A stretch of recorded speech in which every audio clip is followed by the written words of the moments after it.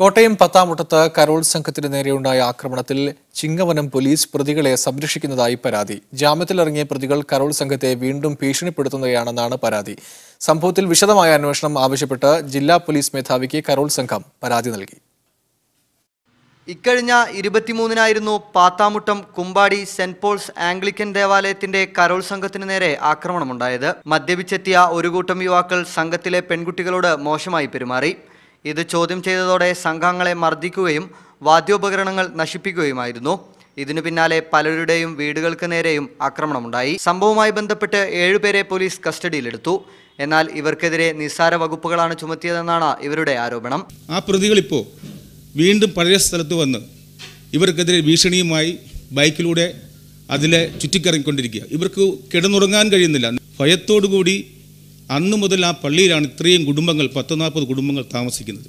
ആക്രമണം നടത്തിയത് ഡിവൈഎഫ്ഐ പ്രവർത്തകരാണെന്നാണ് ആരോപണം. ഭീഷണി മൂലം വീടുകളിലേക്ക് മടങ്ങിപ്പോകാൻ പോലും സാധിക്കുന്നില്ലെന്നും ഇവർ പറയുന്നു. എനിക്ക് പേടിയായി ഇനി പുറത്തിറങ്ങി നടക്കാൻ. അവരെല്ലാവരും ഞങ്ങളുടെ ചുറ്റിനും നിൽപ്പുണ്ട്. ഇനി എന്ത് ചെയ്യുന്നില്ല. സോഷ്യൽ മീഡിയസിൽ വരെ അവർ ഇപ്പോഴും ഭീഷണിപ്പെടുത്തിക്കൊണ്ടിരിക്കുക. ഞങ്ങളെ എന്താ ചെയ്യേണ്ടത്, എങ്ങനെയാ ചെയ്യേണ്ടതെന്ന് ഒന്നും അറിയാൻ പാടില്ല.